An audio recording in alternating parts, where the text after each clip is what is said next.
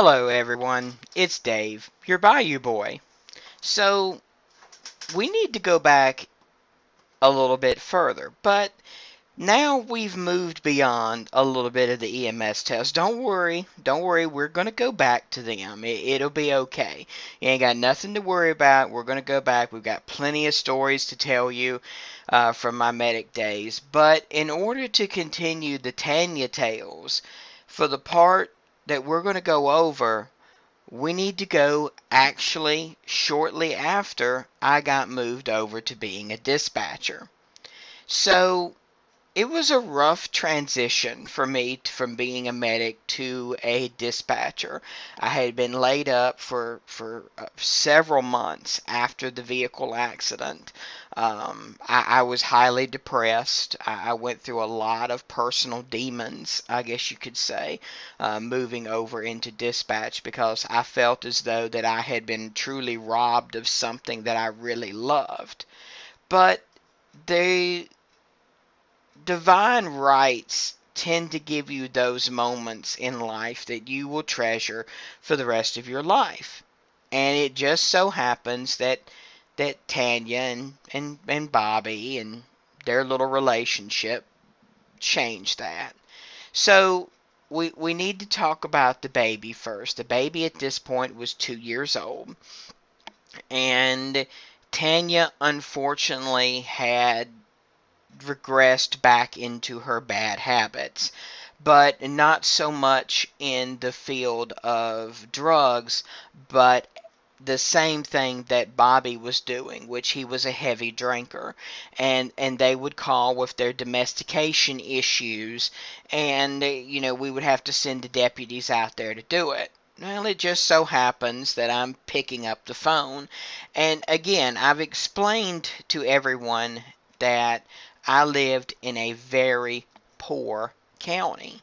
In fact, this county was so poor at the time that we still answered the 911 phone with a actual phone. There was a large black phone that you'd pick it up and then you would see in a yellow screen what the address was. So we're talking old school. The majority of counties around us had already went to a computer-based system. We couldn't afford it yet.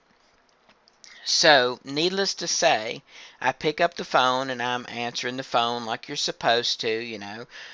Podunk County 911, what is the address of your emergency? And Tanya is freaking the hell out.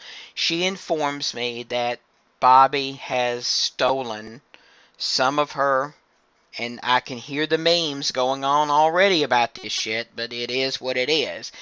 Her Pabst Blue Ribbon, and they have had a fight. And I beat him. And I'm just like, okay, great. Someone's going to jail. They're going to drop the charges, be back out. Have to call CPS or something, or Bobby will take care of the child. So I'm taking the call, and, I'm like, is there any weapons involved? And Tanya drops that, yes, I beat his ass with a frying pan. Now, being a Bayou boy, I understand that there is a difference between a frying pan and a skillet. For those of you that don't understand that, a skillet is a cast iron skillet. Black, you season it. It's probably been in your family a couple of generations. If you throw it in the dishwasher, you're a member of Satan's community. And then there's just an ordinary frying pan. I need to cook a burger or something with it. Buy those at Walmart. Yeah, they're good, but they bend easily. Stuff happens. And I'm like, well, where's the weapon now? Well, it's in the sink. I said, well, where is Bobby at? Is he conscious? Is he breathing? He's not conscious, but he's breathing. So that immediately is like, okay, deputy first, fire department in standby, EMS in standby. So I'm working the fire desk that night. And I'm sending the information over to the sheriff's dispatcher. We're sending out everybody. Tanya hangs up on me as she always does. And we get, everything's fine. Everything is great. It's a normal emergency call, patient unconscious, routine response for staging until the police can, determine everything's going to be all right. Because you never want to send your medics into a situation in which you're not afraid. They're not armed. They don't have body armor. So you do not want to send them to that type of situation. And so the sheriffs get there, and this sheriff, he was a young sheriff. He was probably around my age, and I was probably a good 24 at the time. So he comes on the radio, and he is freaking the hell out, screaming, I need EMS, emergency traffic, fire emergency traffic, it's bad. Now, when I hear a deputy screaming, it's bad, over the radio, that usually tells me that either someone's close to death or someone's been shot. And instantly, my mind goes into medic mode. Because all I can think of is either we've got a severe injury to the head or we've got massive brain trauma. Which, with Bobby, I don't know how bad of a brain trauma that would be, but you get where I'm going with this. EMS gets on scene, and basically what we're running into is EMS immediately activates and is requesting that we start sending out a helicopter. And the helicopter in this case is requesting, for emergency care. And in this emergency care, we're wondering what they have on scene. But again, you have to understand, we are a rural county here. There's no convenient hospital for me to land a nice little helicopter for me to send your ass to the emergency room. If we have to send a helicopter to come and care for you, unfortunately, we're going to be landing it out in the middle of bumfucked Egypt. And it's going to be up to the fire department to set up what's called a landing zone. And the landing zone is going to be basically a bunch of fire trucks surrounding the area, lighting that bitch up as much as they can in order for this helicopter to land. So, again, in this case, we've called Winston-Salem Baptist Air Care. And Baptist Air Care is going to be en route. They want to know what we've got. Tell them it appears to be a severe brain trauma. They're like, okay, we're lifting off. I give them the frequency. Again, we are not for 800 megahertz yet. We are still in the neighborhood of our old frequency. So again, we're having to tell them to use an old radio frequency, give them the PL tones so that they can speak to the ground units on scene. And so I page out an extra fire trucks. I'm calling everybody. It's the middle of the night. And so we're required to go ahead and request additional assistance, which means we've got to send out yet another fire company out there to supplement the fact that we need more help on scene. And so, again, we finally get some more units on scene. We've set up the LZ, and EMS unit comes rolling in, and we're at the first moment in which there is actual communication between the helicopter response team, or Lifelight in this case, and the units on scene. And the picture of what we have has truly come about. The bad thing about being a dispatcher is the old analogy that we are mushrooms, because we are fed shit and basically kept in the dark. We have no idea of what's going on scene. And my anxiety level is now at 1,000 because I want to know what's going on, and it is killing me on scene right now, not knowing what the hell is going on. So I digress. Finally, the unit is arrive, and they're explaining to the response team that they have got a patient, male, unconscious, who was assaulted with, yes, you guessed it, folks, the generational iron skillet of death. That's right, she went Medea on his ass, and that's exactly what has occurred in this case. She has brained him in the head with a frying pan. And apparently it's not going too well for him, because he is unconscious, unresponsive, and there is basically what they would call structural damage to the back of the skull. Now, we don't know if there's brain injury involved. Like I said before, there's probably not much brain left. But hey, like I said, I digress. Everything is serious until proven otherwise. So basically, helicopter lands, they get the loaded up patient. They get this person lifted off. And that's the last I hear of this situation with the Brusman, except talking to the EMS units, who advised me that the patient, upon arrival, both of the pupils are blown. And in EMS terms, if you have a patient and you're shining the light into their eyes and most pupils are blown, they've got brain trauma. It's not good. I mean, this is one of those in which we like to call, is this patient going to be circling the drain, meaning more than likely going to die.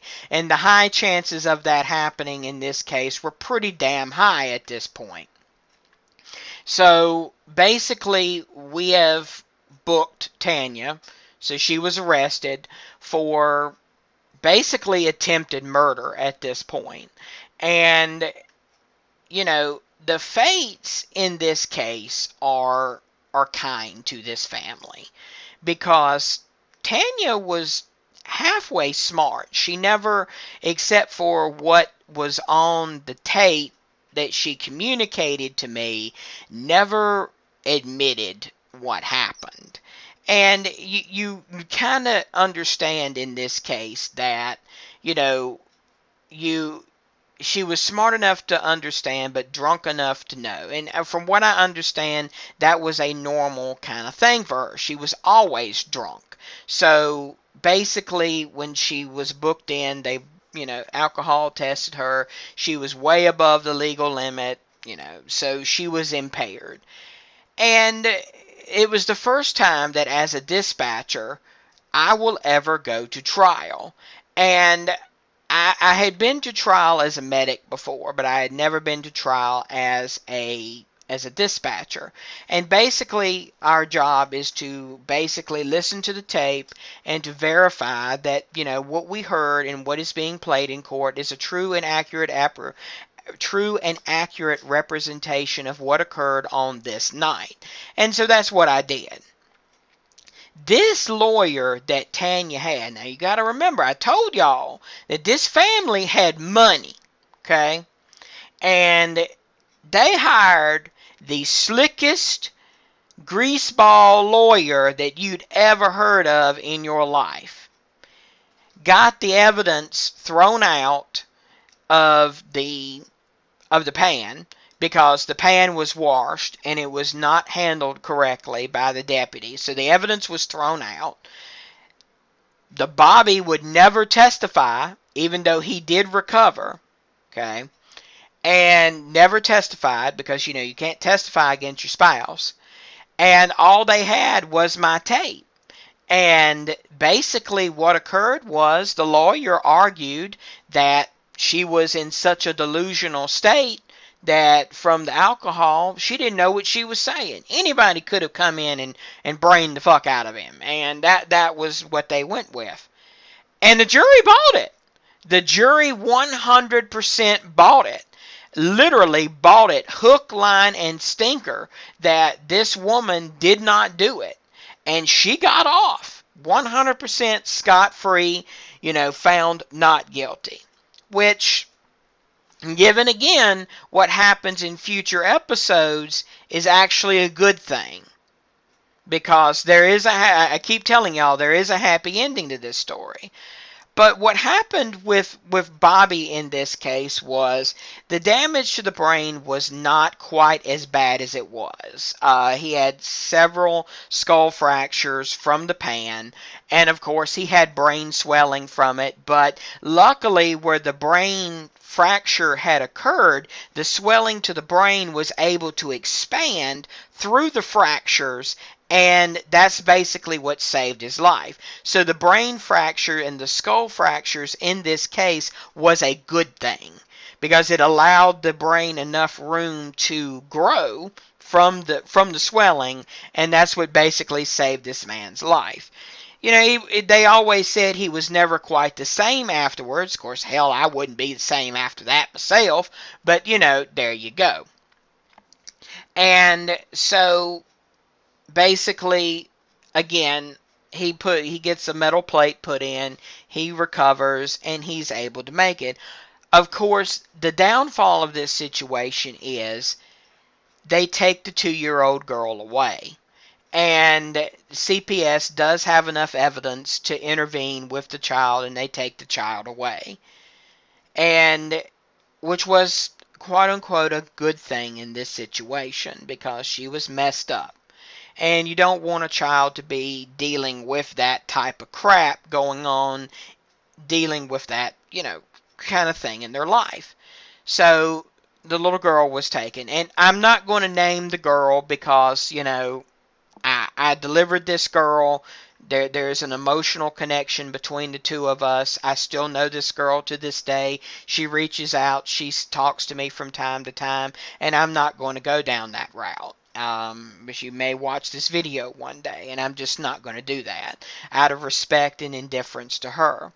So, needless to say, folks, it sounds like, oh my God, David, you promised us a good storyline in this, which you got to understand. Sometimes it's all about the journey, but understand that it does get better.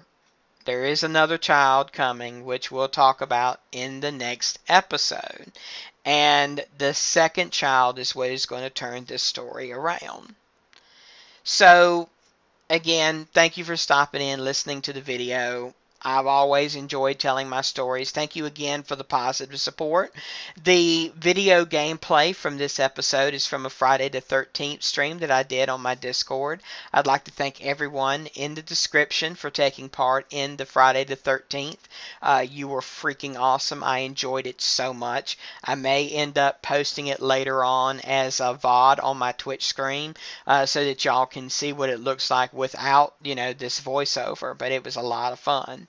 If you did enjoy, leave a comment, leave a like. Thank you so much for everything, all the positive words that I receive on these videos. It means a lot. And also just note that if you want to see what they look like on the Twitch screen, you can always go to twitch.tv/BayouBoy. Also check us out on that as well. Thank you so much again for stopping in. Have a great rest of your day. And remember, all your lives are a story. So please make yours the best one that you can. Have a great day.